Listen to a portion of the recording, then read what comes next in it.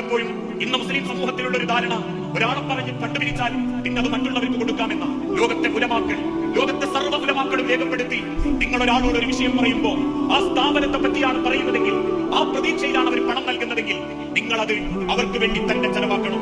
കാരണം ഒരു പക്ഷേ മഹല്ലുകളിൽ 100-150 കുടുംബങ്ങളെ നിങ്ങളെ കാത്തിരിക്കുന്നുണ്ടാകും. CH സെന്ററിനെ കാത്തിരിക്കുന്നത് മലബാറും നേരത്തെ സൂചിപ്പിക്കപ്പെട്ടതുപോലെ കാസർഗോഡ് മുതൽ വയനാട് മുതൽ തമിഴ്നാട് മുതൽ അതോടൊപ്പം കേരളത്തിന്റെ നിരവധി ജില്ലകളിൽ നിന്നും കേരളത്തിന്റെ പുറത്തുള്ളവരിൽ നിന്നും ആയിരക്കണക്കിന് കുടുംബങ്ങൾ, ആയിരക്കണക്കിന് മഹല്ലുകൾ CH സെന്ററിനെ കാത്തിരിക്കുന്നുണ്ട്. മെഡിക്കൽ കോളേജ് കോഴിക്കോടുള്ള CH സെന്ററിന്, ആ സെന്ററിന് വേണ്ടി നമ്മൾ പണം പിരിക്കുന്നുണ്ടെങ്കിൽ അത് അതിന്റെ കൃത്യമായ കാര്യങ്ങളിൽ എത്തിയിട്ടുണ്ട് എന്ന് ഉറപ്പുവരുത്തലും നമ്മളെ മരണം എളുപ്പമാകാനുള്ള ഒരു സഹായമാകും.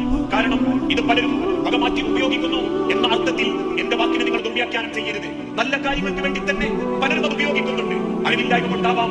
എന്നാലും ഒരു പേര് പറഞ്ഞ് കോഴിക്കോട് CH സെന്ററിന് എന്ന് പറയുമ്പോൾ ആളുകളുടെ മനസ്സിലുണ്ടാകുന്ന ഒരു ചിന്തയുണ്ട്, ഒരിക്കലെങ്കിലും ഒരു തവണയെങ്കിലും കോഴിക്കോട് മെഡിക്കൽ കോളേജിന്റെ വരാന്തകളിൽ വന്നു നിന്നവന് ഈ പേര് മറക്കാൻ സാധ്യമല്ല. അത് കുടുംബക്കാർക്ക് വേണ്ടി വന്നു നിന്നവരാണെങ്കിലും ഒരു രാത്രിയെങ്കിലും ആ ഒരു ഏതെങ്കിലും ഒരു മെഡിക്കൽ കോളേജ് വരാന്തയിൽ നിന്നവന് ആ മെഡിക്കൽ കോളേജിൽ CH സെന്റർ ചെയ്യുന്ന പ്രവർത്തനങ്ങളെ വിസ്മരിക്കാൻ സാധിക്കുകയില്ല. ഡയാലിസിസുകളായിട്ട്, ഭക്ഷണങ്ങളായിട്ട്, മരുന്നുകളായിട്ട്, ചേർത്ത് നിർത്തലും ചേർത്ത് പിടിക്കലുകളുമായിട്ട് ഓരോ പ്രവർത്തനങ്ങൾ കാണുമ്പോൾ ആളുകളുടെ മനസ്സിൽ കോഴിക്കോട് CH സെന്റർ ഉണ്ട്.